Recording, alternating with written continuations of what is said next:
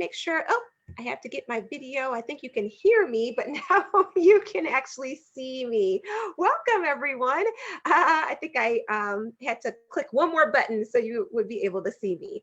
So thank you for joining my Facebook Live for today. This is our Family Cafe. So what's our agenda for today?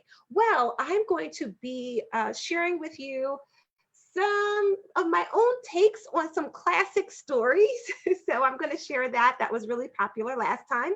We'll also talk about singing and some of the risks with that in COVID-19, if you're a teacher in a classroom or you're concerned if you're a parent. So there's some questions about songs and singing and what that can mean within an early childhood setting. Also, I also got this great response for some of the books that I shared at our last meeting. So I'm going to do another, I'm going to call it a book tasting. Okay. So you know how we like wine tastings. Let's do a book tasting. So I'll give you a little taste of two books that are focused on sensory issues. If you're like, what is a sensory issue if you're a parent? Then really it's more about routines that your child could struggle with, like feeding or sleeping. And some children who have sensory issues really struggle with these activities a lot. So your child may not have a sensory issue, but you may get some good ideas today for things like sleeping, eating, getting dressed, taking a bath, those kinds of things that our little ones sometimes put up a fight. So we'll do a book tasting today. We'll also share some more stories with you. So I have two stories here about, one is, why does my teacher look different? And another one is mask, shield, face shields, gloves. Oh my. And both of these stories come free. So I'll share with you where to get these stories, where I downloaded these for free, as well as, I think it was a total of, I don't know if it was 10 stories that I was able to download, and where you could find those. At the end of our Facebook Live today, I will share all these resources in the comments. So you can come back and look at that or download it. And yes, each week I want to share as many resources as possible with you. If you do have questions, I really focus my Facebook Live meetings based on questions from parents and educators and therapists. So if you have a question, definitely feel free to ask me. I'm on social media. Remember, my page is Simple Solutions Educational Services. And if you like the information, please like my page and share it out. Okay, so now I'm on Zoom as well. Yeah, I got a lot of platforms going. So in addition to kind of chatting with you, I'm also going to share my screen, share some resources, so you can kind of see firsthand what it is I am talking about in the best way. So as you look at my screen, I have been really inspired by Stephanie Trilling. If you don't know who Stephanie Trilling is awesome. She has been featured on many news channels for these paintings that she's created that are classic stories that kind of fit with our current environment, such as Goodnight Zoom and Mask for Sale, you know, and I actually have highlighted here Stephanie's blog. So if you go to Stephanie Trilling, so it says @strilling, if you're on Facebook, you can actually see all of her work as she presents it. And she has, oh my goodness, I'm one of her, I like this page, so I'm one of her fans. And so are 20,000 other people. So, you know, definitely visit this page. And then if you don't, you know, like, oh, I don't have Facebook, I'm not a part of that, then you could see her at many news broadcasts. So if you look on YouTube, you can find her. Also, just if you look on the internet, you'll be able to find some stories about her and also why she does this work and how it's been really inspiring to some people. It's been inspiring to me and it's been inspiring to others during this time. So I hope that it kind of helps you. Oh, I love these, you know, the paper mask princess. She had one that was, I think it was green eggs and wash your hands. So definitely check her out. So as I stated, she's also inspired me. So there is a story that I read in a past Family Cafe that was on a Facebook Live, and you can find that past Family Cafe if you go to my YouTube channel. It's just look up my name, Angela Searcy. It's free, so don't feel like you have to subscribe. But if you do, that's great. You'll be able to get any videos right when I upload them. You'll know, you can have a notification to know when I'm uploading something new. But I read this story called Llama Llama Misses Mama. And the story is by Anna Dudney. And I hope I'm saying Anna's name correctly. And this story is just a classic that many of us have in our classrooms, in our homes, that we read for young children. And if you don't remember, the premise of the story is this sweet little llama has to go to school and misses mama. Well, some of our children are actually in the reverse situation where they're missing school and they're tired of mama. So I made my own kind of parody of this story, inspired by some of the work that Stephanie has done in terms of her artwork. I created my own parody of this story to share with you. You can download this parody. It is on my Facebook page. So if you go to Simple Solutions Educational Services, you will find it. I also have a group. The group is a closed group, but it's public. You can find it. And it's after my book called Push Past It. So it's just push past it. You'll be able to join the group and also get tools, information. And in that group, it's really special because people ask questions about challenging behavior in that group, which is the focus of my book. And so that's where I get a lot of my questions or concerns in that group. And the group is full of over, I think it's about 3,000 educators, families that also share their challenges and concerns. All right, everyone. So now you know the story that, that I'm gonna parody. And then after I parody the story with my own version, I'll also share some activities. First, the activities I want to share are book nooks. And book nooks are activities that were created to support children's social emotional development. And then I'll piggyback on those activities to, kind of make them applicable in the environment that we're in right now, which has a lot going on in terms of the coronavirus, in terms of social, kind of like this, protesting and things that are going on in the environment that, right, we're adjusting to it. Okay, so come on, children. If you have children, this is the time to bring them. I'll always, when I read a story, I read, then I talk to the parents. I read, then I talk to the parents or the family members or the educator. And the reason I do that is because especially really young children love stories, don't get me wrong, but have a hard time sitting story after story. So I recommend one, that children are moving around and getting physical as they listen. Some of you know about my 5 P's for story reading, and physical is one of them. And also story back to back can also be draining for really young children and their attention span. Sometimes they just need that little break, and that really makes a huge difference. Okay, everyone, are you ready? Come on, kids, gather around.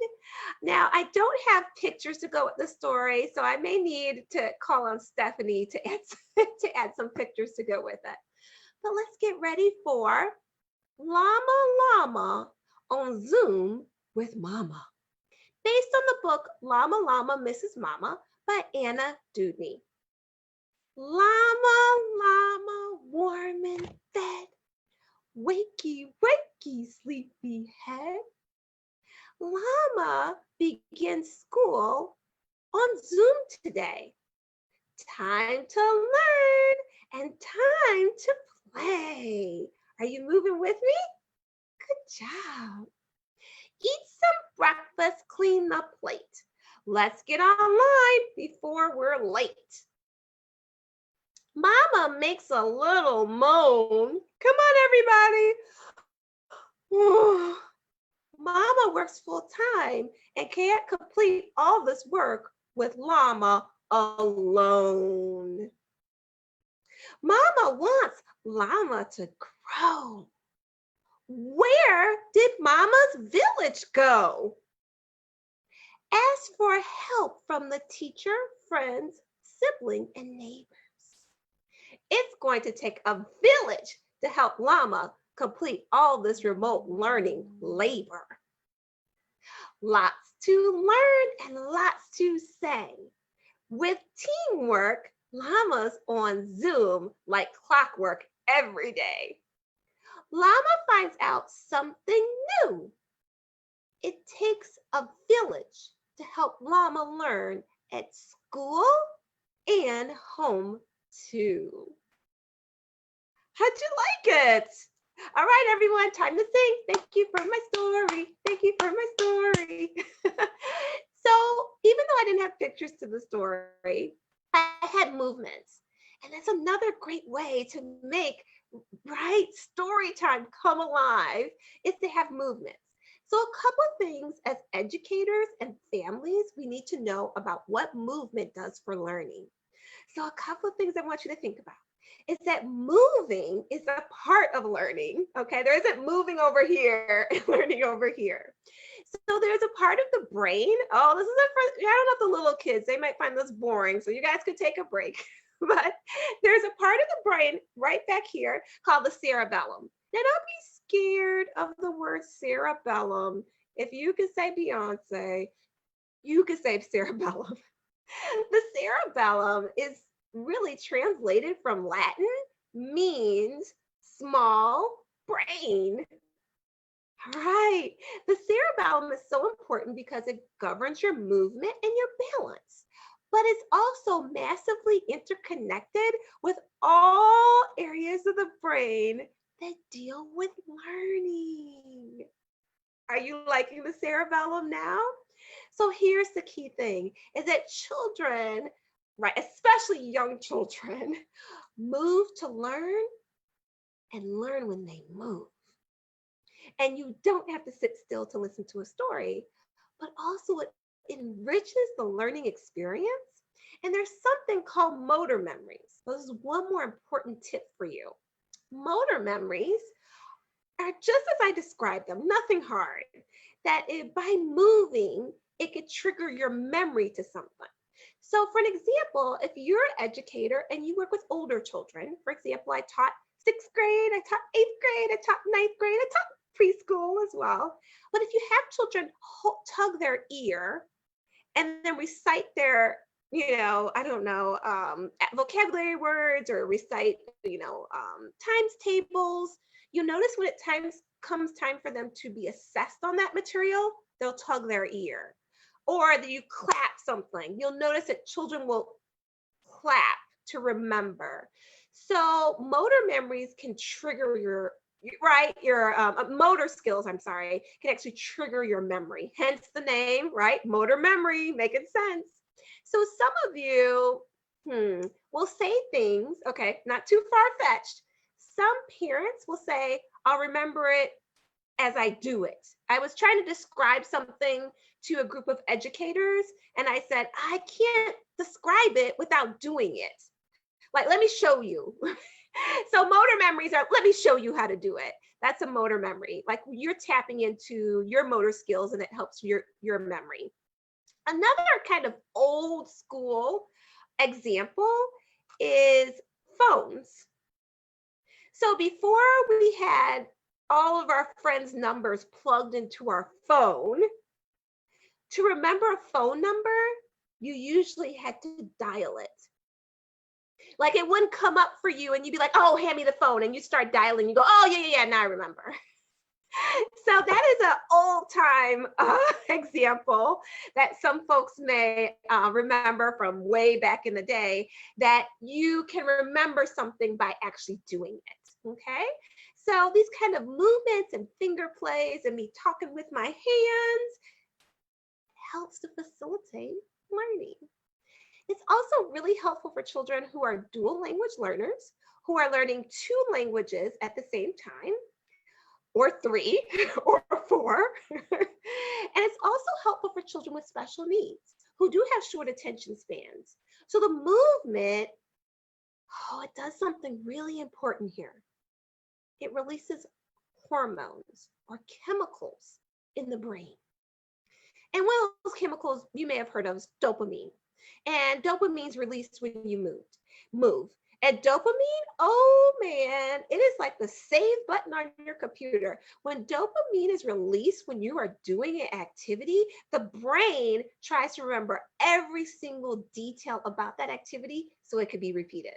Right? Oh my gosh, yes, it's a lot to learn, right? So I hope, talk for those of you who are live right now on Facebook, kind of chat in. Tell me, hey, I like this. Give me those, give me those. What are the responses or reactions? Let me know how you like everything. All right. So I had another, that wasn't my only one. I have another story to share with you.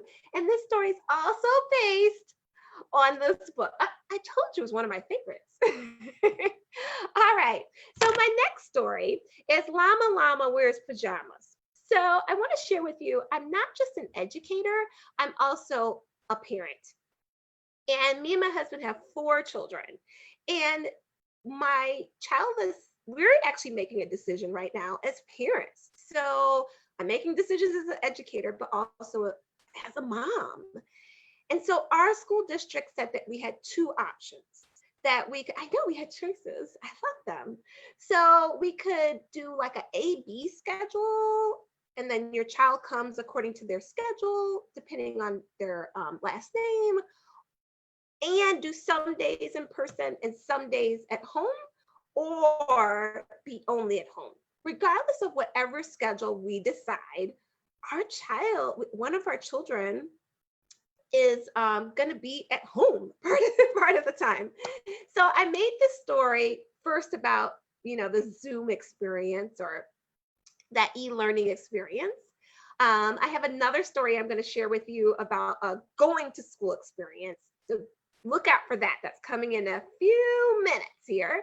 And I also want to share a story about you're just at home today and there is no Zoom and you're just going to be doing independent work, which some children may be doing. So that's where I came up with the story, Llama Llama Wears Pajamas. Okay, ready? Come on, bring the kids back, bring them back. Do my movements, right? We talk about moving and getting physical. All right, and get ready. Okay, let's go. Llama Llama wears pajamas. Llama Llama warm in bed. Wakey, wakey, sleepy head. Llama has no school today. Misses friends and time to play. Wear pajamas instead of clothes. Wash hands after blowing the nose. Eat some breakfast, clean the plate. No worries about running late. Llama makes a little moan. Llama Llama is all alone. Llama misses friends and the teacher so. Why did they have to go? Wearing pajamas is cool. Letting go of one rule makes Llama feel better about missing friends and missing school. Llama, it's okay to be sad this day. Remember to tell someone when you feel this way. Don't forget, when the coronavirus is through, you will see friends and your school again too. All right, everyone, come on, it's time to sing, everyone. Okay, thank you for my story. Thank you for my story.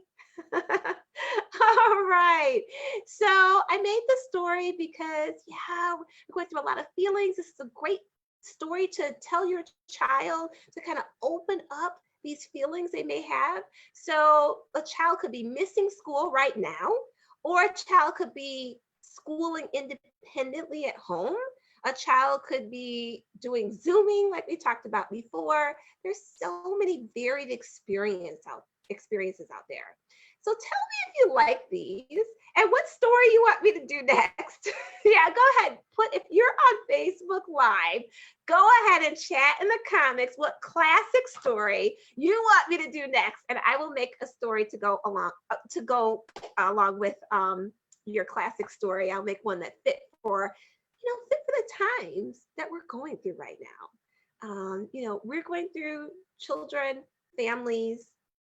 We want some simple solutions to support you. Okay, so I want to share a few more ideas. And the first ideas are in my book tasting. And the next ideas after this are going to be about wearing masks, also singing in the classroom, which is something we do often for early childhood, and what that means when we have COVID-19 restrictions. So we have some more chatting to do about kind of like this new COVID-19 pandemic and the resources that go along with that, as well as I'll show you how to get some masks with your face on it. So I can't wait to get mine. I'm about to order. I'm going to order it today. In fact, I just found out about this. Yes, I just found out about this last night, and I'm going to be sharing with you where you can get your personalized mask, and I'm going to make one. And when it's done, I can't wait to share it out with you. All right, now to our book tasting. So we have 2 books in our book tasting. And then also, please stay with me. I'm also going to share out some ideas that go with our Llama Llama stories. So let me talk about the 2 books I'm going to share for book tasting. Then let me circle back around and share with you a little bit of the activities to extend Llama Llama stories and my parody and takes on the classic story. And then I'll circle back a second time and I come in and we'll really get into our book tasting. Okay, I hope that helps. Kids, you're probably sitting around, right? Taking a break or just kind of cuddling in with family. And kids, I do have 2 more stories to read for you. Yes, the story time is not over. We're just taking a break to talk to family right now. So the 2 books that I'm going to talk about and you're going to taste are The Out of Sync Child by Carol Stock Kranowitz and Tools for Tots. I'm actually going to tag, it is Susan. I'm going to tag you, Susan, to make sure that you actually, I hope that you're listening. I know that sometimes you do listen in and have shared some of these Facebook Lives. So I wanted to share back some of your great information in the book called Tools for Tots, Sensory Strategies for Toddlers and Preschoolers. And that book is not just by Susan, but it's by Diana A. Henry, Maureen Kane Wineland, and Susan Swindleman. I always say Susan. Am I saying your last name correctly?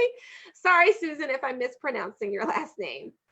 So before I get into some tasting, I did want to circle us back around to the activities that go with the Llama Llama stories, if you did like those.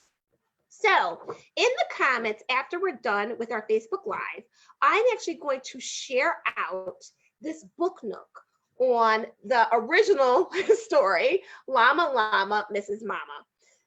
The story extensions of the book nook tell you activities that you can do after you read the story, before the story, during the story. So before reading the book, talk about if you've missed someone before. So great ideas there.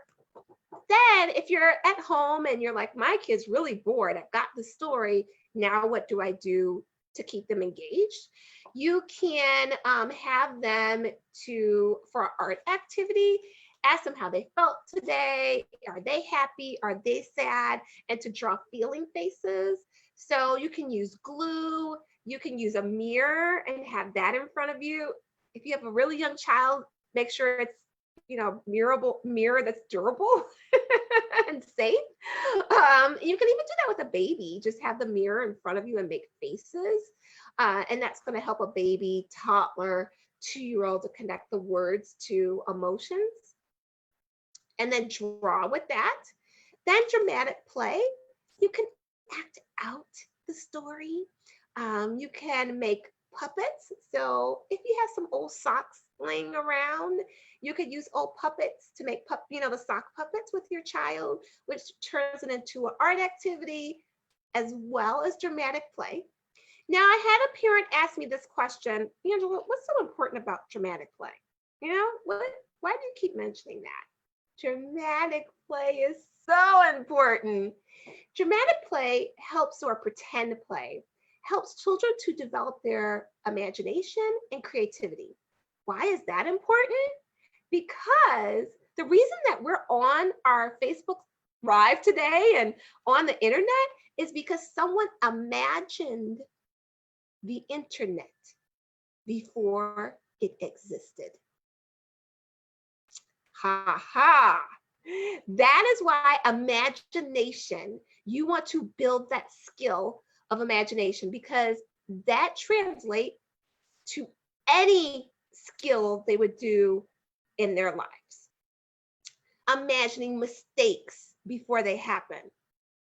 Right, if you're an architect, you would have to imagine, right, what could go wrong with the building. Or if you're a teacher, you would have to imagine what might happen in the classroom. So building a child's imagination is going to help them to be a doctor or a lawyer, to imagine as a social worker all the things that could be happening to a family during something like a crisis or a pandemic would be really important right now, and creating tools for those families.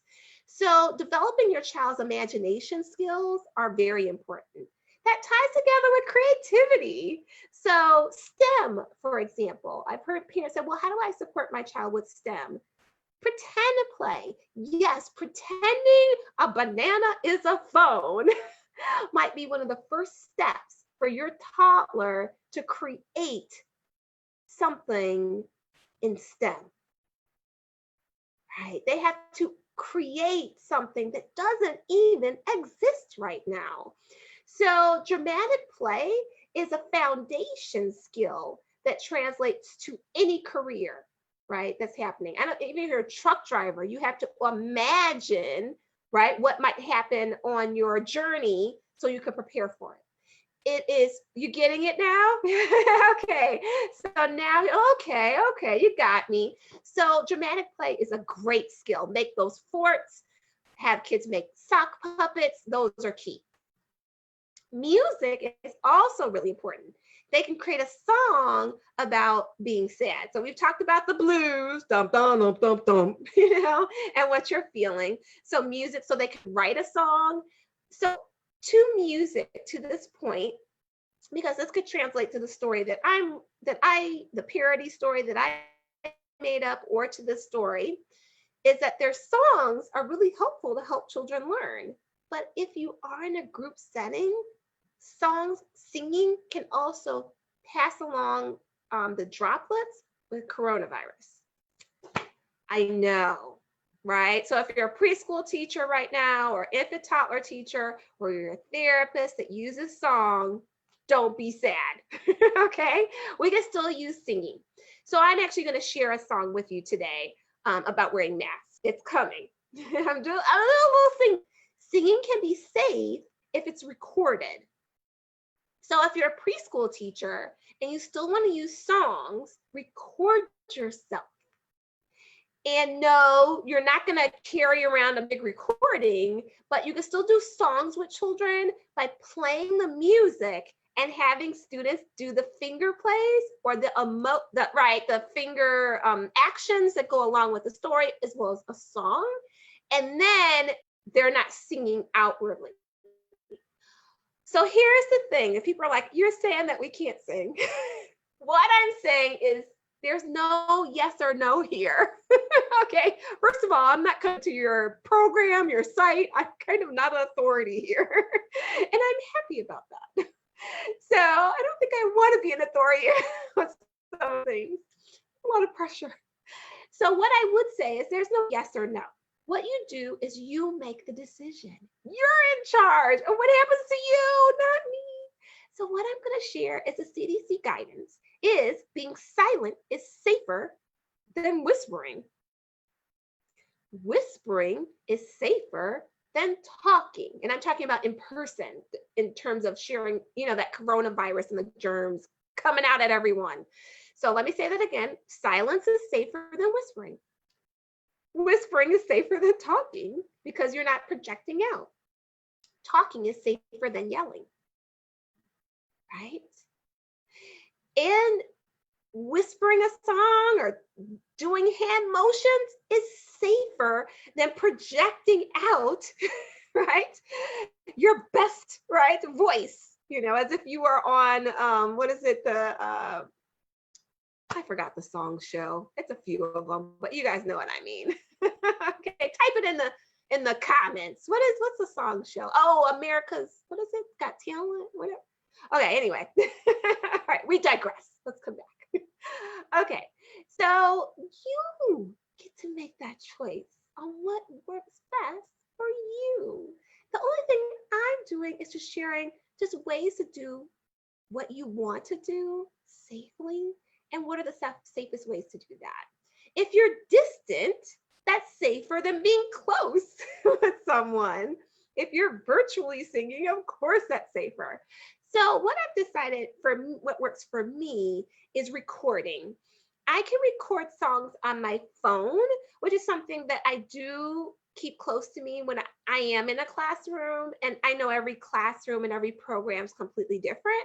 So then what I'll do is just share out my recording, boom, just by pressing a button as if I would share something on YouTube or a song. And then I would just have the children do the movements that go along. So if you're happy, if you're happy and the song of me singing it is, and here's the key thing. I'm not a good singer, as anyone has joined previous Facebook Lives, but to the children that I work with that have a relationship with me, I'm the best singer because it's about me having a relationship with them. So even though there are other songs that are on YouTube, me singing has an emotional meaning to the children that I work with. In the past, I've been a therapist, a home visitor, I've been a preschool teacher, an infant toddler teacher. I could go on and on and on. And me singing has some meaning to it. I also can record my face and play that on a smart board. So if I'm doing something like a circle time and maybe the children are spread out due to social distancing, they can actually see my face as I sing. And hey, there she goes, because I could be wearing a mask or a face shield or a mask that partially covers my face, because there are masks, for example, that have a clear mouth. So the children maybe not see my nose, and it's a lot of different variations. But if I show myself on a recording, then it gives children just something else from me that could be meaningful to them, an important part of their day. So I can show that on a smart board. I can show it on a projector. So I also have a LCD projector that I can project out. I also have a tiny projector. I'll show you that as well. It's not an LCD, but it's like about actually the size of my cell phone. And if it's very light outside, it does not show very well. But if I close the blinds, then it shows very well. And it's literally the size of my cell phone and was very affordable. I want to say it was under $50. And chat, and if you're on, like I said, this Facebook Live, if you know what I'm talking about, the correct name of it, chat it in the comments.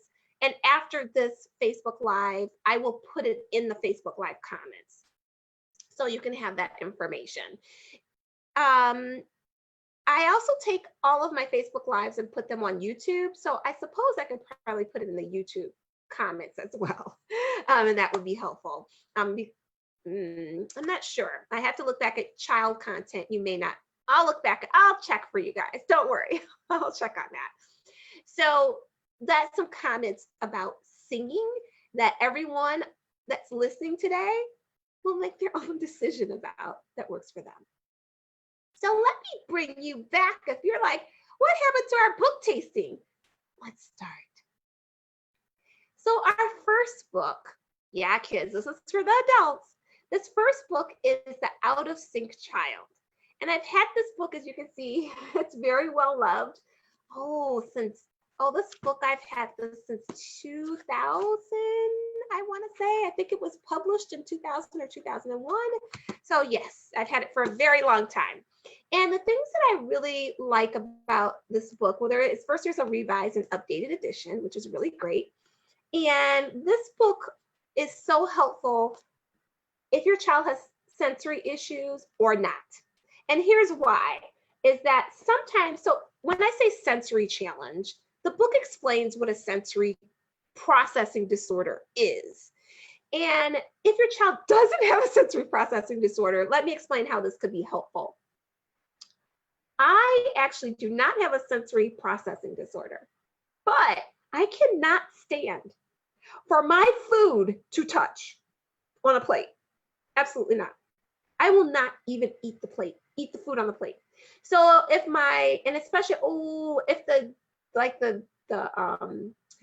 the gravy touches my spinach, can't do that.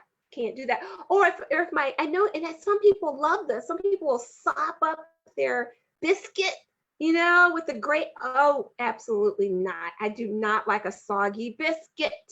Okay, I will just not eat it. I will give it to somebody else. So even though I don't have a sensory processing disorder, I do have sensory preferences that sometimes irritated my mother. It was like, what difference does it make when I make your plate and I'm sitting here as a 3-year-old like this with my arms folded and not eating? And so that's why I want to share this information to all families, is that it could be helpful for anyone. So let me make some clarifications. A sensory processing disorder is about, let me make it simple, is when one of the senses, or many of the senses, you just can't take in sensory information and it's disruptive. So my sensory issue with a soggy biscuit did not impact my life. It annoyed my mother. If she was here with us today, she'd probably talk about this. It annoyed my mother, right, when I was 3, 4, 5 years old, where I wouldn't eat my food if anything touched it, okay? But it didn't disrupt my life. It was just an annoyance. A sensory processing disorder is when it disrupts the child's learning and family functioning, and the child's functioning in daily life. So a child, and it's the 5 senses. So sight, visually, when something visually is overstimulating, and let me just say this simply, Walmart is really, or some stores, let me not just say one store in particular, to roll that back.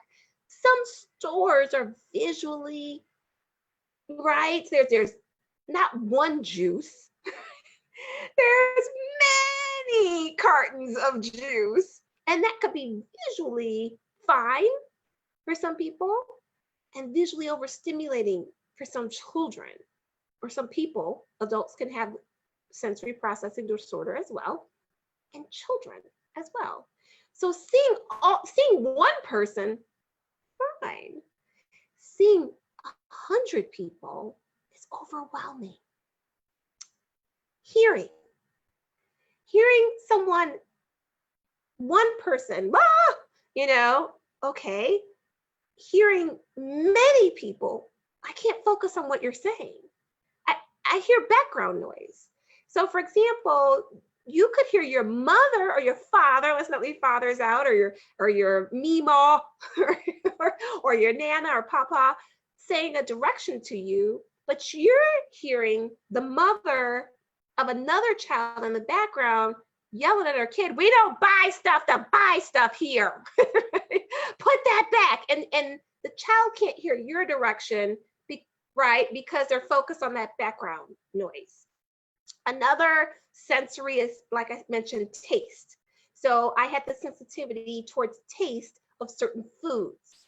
You could also have a sensitivity to touch. I'm really going through, yeah, you guys know, the 5 senses, right? So touch that, have you ever had someone touch you really lightly and that gives you goosebumps? Right? Have you ever had that happen that you go, whoa, you know?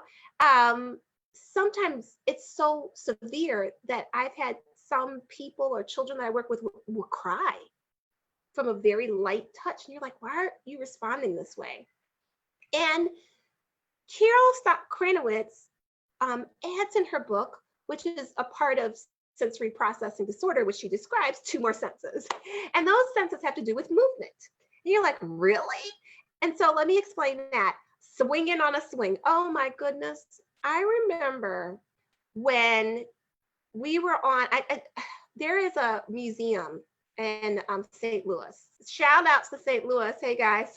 There's a museum called the City Museum. And if you have not been to the City Museum in St. Louis, you need to go. It is like no other museum.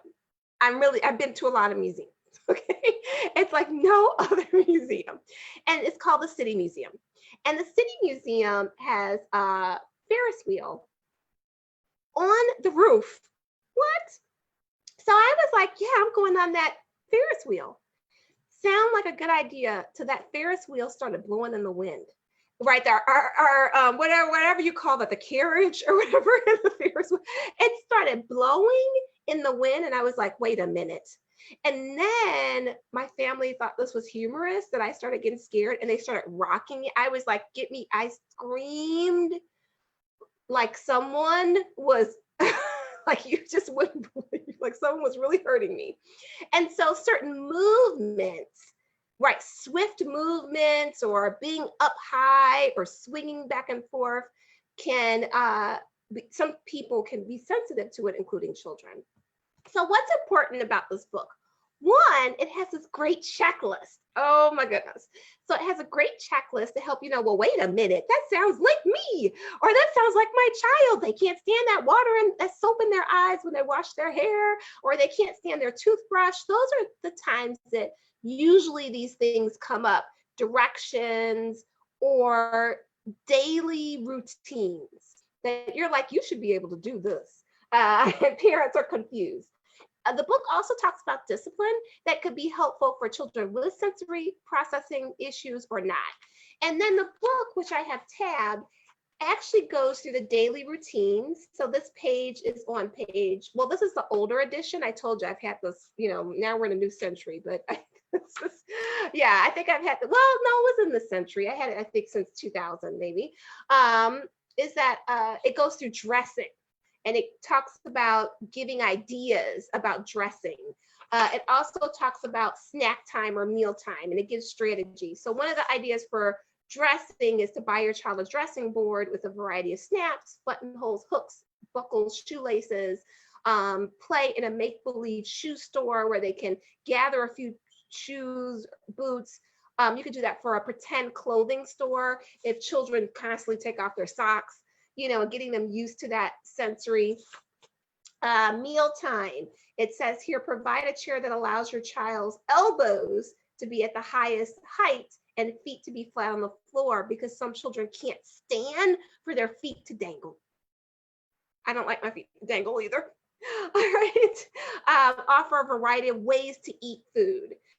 For instance, you can eat pudding with a spoon, or you could scoop it up with your fingers, because sometimes the texture, the spoon, they may like it or dislike it, or the texture they may like or not. And offer a variety of foods with a variety of textures, like lumpy or smooth or chewy. And you can actually change the textures of food. It keeps going to chores. Are you listening to me now? Bathing, it gives ideas. So sleeping. Yes, I have not had a full night of sleep since 1995. We have 4 children. Okay, so any ideas are needed right here. So yes, I hope you like the tasting of the Out of Sync Child. Our next book that we're going to taste is Tools for Tots. As I mentioned, not only am I a child development specialist and a college instructor, all of those things, but I'm a mom. And when I say that, I provide consultation to community-based programs.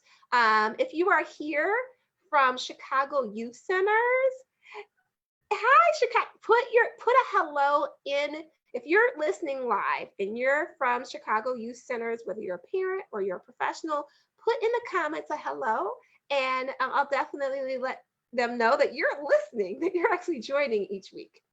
So since I don't do so many different things and I'm a parent, I love Tools for Tots because look at this. It takes 2 seconds to read. Look, can you see this? Look at this. It takes 2 seconds to read this book. It is, look, yes. This is a high criteria for books. It has, right, as we talk about tasting a book, yes, it has the right flavor. It sense the right body shape. I think those are some words we use for wine tasting. The great body to it. So yes, quick and easy read. You'll notice that I have tabs. The tabs are routines that can be really difficult. So it has here the picky eater, right? Love this page. This is on page 33. Then it goes into toothbrush taming. Okay, so some children can't stand to brush their teeth because of the texture, and it gives tons of ideas.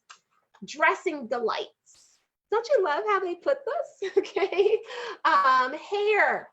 Oh my goodness, what's the little saying for hair here? It says hair care. Okay, it's still pretty fancy. Potty pleasers. Did I not say potty pleasers? Yes. And then at the end of the book, it gives more resources that are literally 2 pages. So you can find out more information. And this book is sensory strategies for toddlers and preschoolers. There is a tools for teens. So you're like, wait a minute, we have teenagers. So, or one teenager. So there's tools for teachers, there's tools for students, there's tools for teens, there's also tools for pets. We just got a new puppy, and this puppy's tearing up everything. I think that is my next purchase, will be tools for pets. She is adorable and naughty all at the same time. She's like a Sour Patch Kid. She's sweet. Sometimes she's a little sour. So tools for tots is another taste. Okay, so I hope that you got tons of ideas with our book tastings. Other books that I'm going to be reading in a couple of minutes here. Just want to share out where I got my other tools of books I'm going to read. And in about a minute, Autism Little Learners. Hi, Autism Little Learners has resources, ideas for families and educators. I have a screenshot here of the her website. And thank you, Autism Little Learners, for creating all these books about distance learning, going back to school, greeting my teachers and friends, wearing a mask. Thank you for creating all of these books for us for free. We are so appreciative and so grateful to you. I'm going to read 2 books from Autism Little Learners in a minute. I'm just going to share a couple more resources. So kids, don't go far. We talked about singing. So one of the songs that I made up, I just made it up because I was feeling creative, is If You're Safe and You Know It. I sang this song at our last Facebook Live, but here are the words to go with it. And if I had a little dot, I don't know how to do that, but next time maybe I'll figure it out so you can see where I am as I sing. So here we go. If you're safe and you know it, to the tune of If You're Happy and You Know It. If you're safe and you know it, wear a mask. If you're safe and you know it, wear a mask. If you're safe and you know it, and your face will surely show it. If you're safe and you know it, wear a mask. To wear a mask, wash your hands out and in. To wear a mask, first wash your hands out and in. If you're safe and you know it, then your face will surely show it. Make sure it fits around your nose, mouth, and chin. And feel free to make your own variations. But here, take your screenshot or your picture right now. And I did share this song on my social media as well. So I'll sing it one more time. Some people are like, oh no, are you gonna sing again?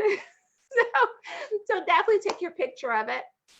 But it is If You're Safe and You Know It, and I did it to the tune If You're Happy and You Know It, which is a classic tune to use. I also, when I'm typically doing this, I do have a mask with me, so I'll do the movements of the mask, or I'll point to my mask at the right, to the movement, or the finger plays to it. And as we talked about, movements help to facilitate and enrich learning, and help so much with memory, which is really a good one. Okay, if you like this, please, if you are live right now, give me those reactions. Tell me if you like it. All right. So I have a friend, and her name is, oh, did I put her name here? Oh, I think I did not put her name. Mrs. Van is up here. So I think that's maybe, yeah, I was looking for her first name, but Mrs. Van is right here. And Mrs. Van made this mask. First, she shared it, and I was like, loving it. I can't wait to make mine, because I want people to remember my face. So previously, we talked about in past family cafes, we talked about wearing a t-shirt with your face, with your picture of your face on it, a t-shirt with different emotions that you could point to. So if you're a teacher, you could just wear that t-shirt each day, and kind of, put it over your top or whatever that you're wearing for the day, kind of wear it like a scrub kind of t-shirt. We do recommend wearing long sleeve t-shirts as educators and therapists, because it's more protection for you, because kids just, if you don't work in a classroom full of children, or you haven't had a caseload of children you do therapy for. Right now, a lot of folks are doing teletherapy. But if you're in person, we know about those snot bubbles. So it's to protect you against the snot bubbles. Wearing your hair up is helpful. I have my hair in just a loose ponytail right now. But also, buttons. We mentioned that, putting a button with your picture on it right here. But I love Miss Van's idea right here of just putting the mask right there. Great for toddlers who aren't wearing a mask. So just a reminder, the CDC excludes children under the age of 2 from wearing a mask. Very important to share out. Or individuals that have breathing issues. So if you're like going to school, for example, you need a doctor's note. Not sure how that works with the other children, because a mask protects other people.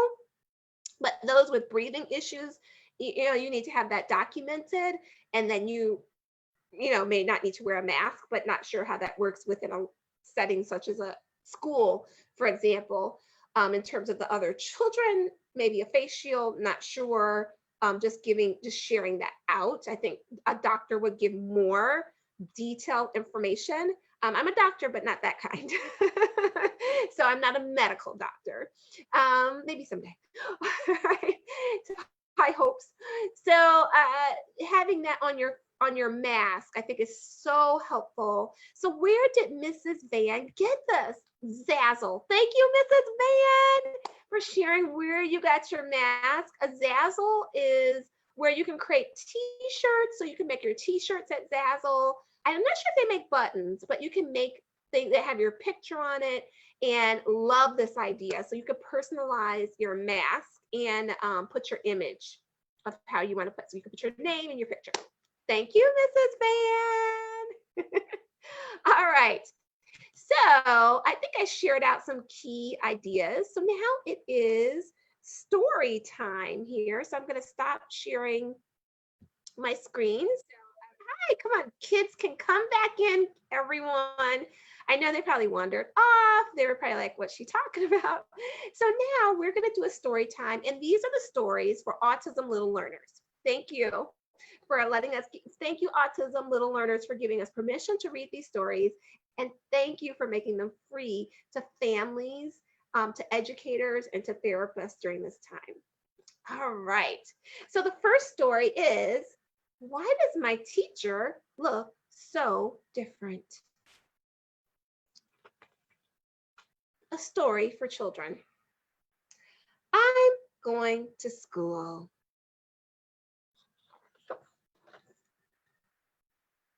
Usually, I can see my teacher's nose and mouth.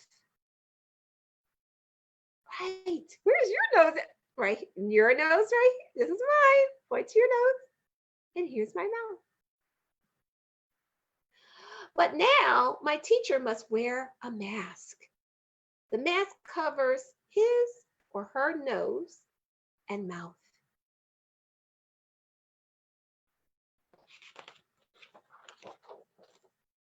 There is a virus called coronavirus going around the world right now. Around and around. It makes some people get sick.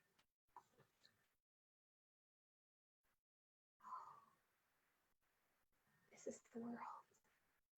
It is round. You are right. And oh yes, I forgot my little pretend virus, right? Remember I had cotton balls before?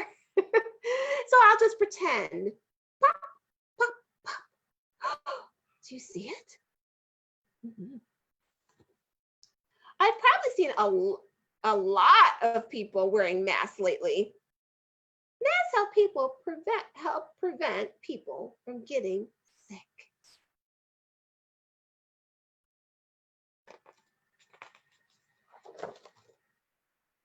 It will be different to see my teacher wearing a mask.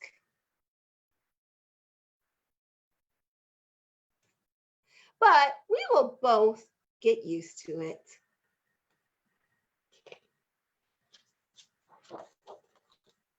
I can remember that my teacher's nose and mouth are still under the mask. Sometimes I can look at my teacher's eyes and I can tell he or she is smiling. Are you smiling? Good job.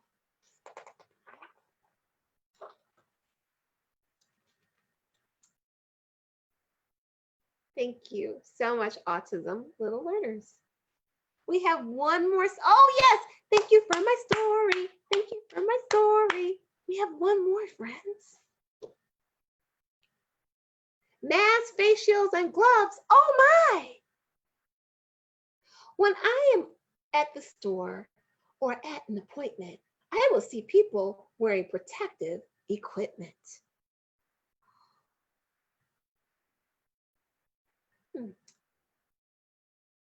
Yes, that is a protective equipment. You are right. Protective equipment keeps people safe from germs. One piece of protective equipment is a mask. Yes, those are the germs. And this is the mask. You have one too? Me too. What do you think they'll talk about next? Yes, protective equipment. Those are big words. You're right. You can say mask if you want. I might see kids, adults, teachers, store workers, grandparents, doctors, and nurses wear masks. Some people wear bandanas, scarves, or other face coverings instead of a mask. You have a bandana? Oh, you're right. Bandana is just another word for scarf. Oh, you want to see what happens next? Another thing I might see is a face shield. This is a clear plastic shield that covers someone's face. Usually a doctor, nurse, or dentist will wear face shields. Look, there's the face shield. Right here. It does look like a helmet. Let's see what they talk about next. A face shield can protect from coughs and sneezes. Gloves can also protect people from germs. Those are the gloves. Oh, those are different gloves that so you may wear gloves to keep your hands warm if you're someplace cold. So if you're someplace cold, but right here, these gloves are a barrier or protect us from germs. Yes. Let's see what happens next. Oh, there we go. I can try to remember that behind the protective equipment are people with noses and mouths. They may even be smiling at me. What a fun game. You're right. Guess who's smiling? Right? That's a good one.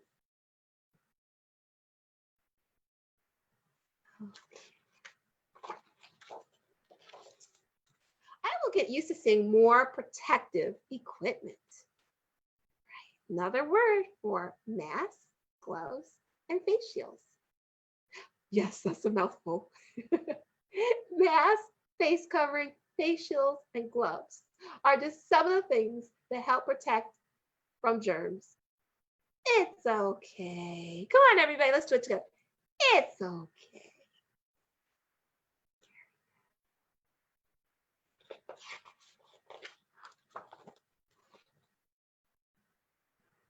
All right. Well, I am sure you are tired. It is 1:30 and it's the end of our time together. But please, if you liked this Facebook Live, like my page, Simple Solutions Educational Services. I will also share this video on my YouTube channel for anybody who missed it. Just look for my YouTube channel. It's Angela, right? Angela Cersei, right? I had to think. My Facebook has a different name. You know, maybe I should go ahead and share all of my contact information for everyone. So these are the masks, but let me go here. There we go. So yes, this will help me and right, it helps all of us. So definitely, if you like this information, please like my page. I'm also on Twitter. So you can see right here, Angela, and then there's an underscore Cersei. I'm also on LinkedIn. My personal Facebook page is Angela Nelson Cersei, or you can like my Simple Solutions Educational Services page. Join me every Friday in July at 12:30 Central Standard Time for our Family Cafe. Thank you.